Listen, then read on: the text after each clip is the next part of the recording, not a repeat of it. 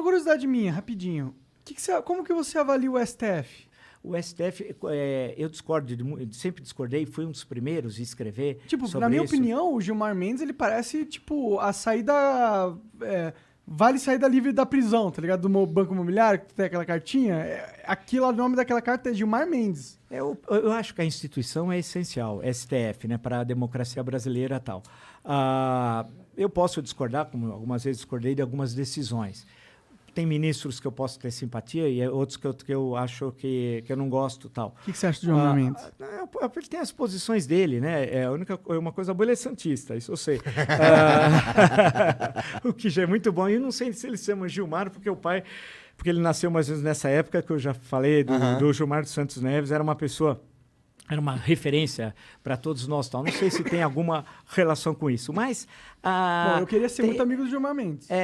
Mas eu acho que é importante essa questão de a gente entender também o funcionamento da justiça brasileira, como é que essa estrutura, STF, STJ, como é que funciona os tribunais de justiça. Eu acho que nós estamos vivendo um momento que, de pouco em pouco, a gente vai entender o funcionamento da justiça, do poder legislativo, do poder executivo. Mas você não sente que eles são meio ativistas judiciais? Também porque muitas leis não são aprovadas pelo Congresso Nacional ou, quando são aprovadas, deixam muito espaço aberto. Por exemplo, até hoje, nós não temos uma lei do impeachment para a Constituição de 88.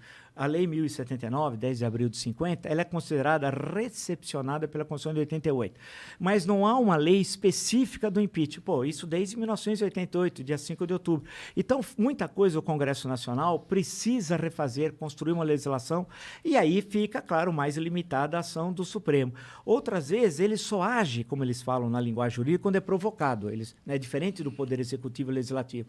O Judiciário fica parado, inerte. Só quando ele é provocado é que ele age, ou seja, quando ele é demandado. Então, alguém demanda, eu, você, nós, um partido político, qualquer pessoa, aí que ele entra. Então, quando ele entra, é porque ele foi provocado, não porque ele quer ter uma interferência na política brasileira, etc. tal. É difícil, porque o país passa muita tensão, e nessa tensão os poderes também não ficam muito claros, né? Então fica os episódios de 7 de setembro, a forma como se referiu ao ministro Alexandre de Moraes como canalha, o presidente da República, chefe do Executivo Federal, isso é um verdadeiro absurdo, falar que não cumpriria decisões judiciais. Isso é crime de responsabilidade, isso é caso de impeachment, né? Eu posso discordar do ministro A, do ministro B, do juiz tal, do desembargador, mas decisão judicial ela tem de ser cumprida. Se eu não gosto da decisão, eu tenho de recorrer dessa decisão, né? E instâncias não faltam para isso. É assim que funciona um Estado democrático de direito, né? É que democracia é uma tarefa cotidiana, não é fácil a democracia. O Churchill sempre gozava disso, dizia, olha, né, fazia aquelas piadas do Churchill, dizendo é ruim a democracia, mas não tem nenhum outro regime que conseguiu ser melhor que ela, né? Então, grosso modo é isso. Eu estou adaptando a frase do Churchill. Sim. Mas é isso, você tem a democracia aí, né? Esse sim é um conservador, o Churchill, não é o pessoal daqui bolsonarista, não é conservador. Conservador é o Winston Churchill, do Partido Conservador, que defendia ideias politicamente como conservadoras tal. Conservador no sentido político, econômico. Você se considera conservador? Não, nem liberal. Eu sou um radical, se fosse definir em sentido francês, um radical republicano, né?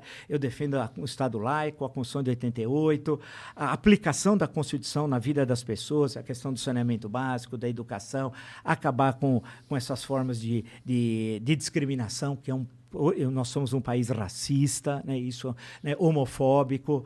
O número de feminicídio no Brasil é uma coisa fantástica. Você vê coisas terríveis todo dia nos jornais. Você fala assim, putz, agora mesmo, antes de vir para cá, eu estava vendo uma gravação de uma senhora, que não é a primeira vez que isso já aconteceu com outra, que ligam para o Disque Pizza, liga para a polícia dizendo que está pedindo a pizza porque o marido bateu, surrou, e aí o policial, ainda bem esperto, percebe, se ela está ligando aqui, é pizza e tal, mas aonde é para entregar a pizza? É tal lugar, e aí...